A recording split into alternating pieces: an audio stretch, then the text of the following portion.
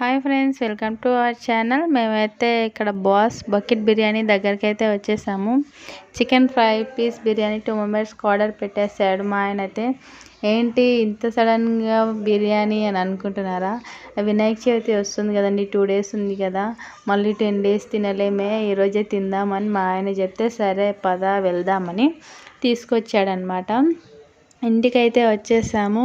ఇవి చూసే చిన్న చిన్న బాక్స్లలో ఉన్నాయి. ఒక బాక్స్ ఒకరికి అవుతుంది అంటండి. అయితే మా ఆయన తీసి వేసుకుంటుండు. అదే ఆయన ఏం చెప్పిండంటే ఫ్రై పీస్లు అయితే 4 వస్తాయని చెప్పిండు.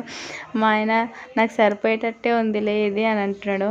మా చెరిగాడేమో నాకు కావాలి అని అడుగుతుండు.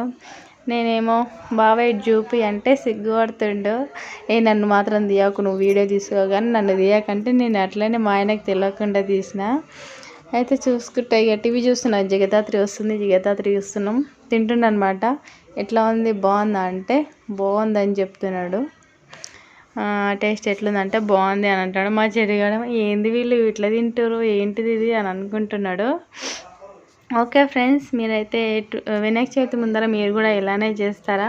వినాయక చవితి వస్తే మళ్ళీ తినలేము కదండి, అందుకని మేము తింటున్నాం. మా చెరిగానికి పెడుతుంటే వాడు వద్దు నాకు అది కావాలి అని అంటున్నాడు.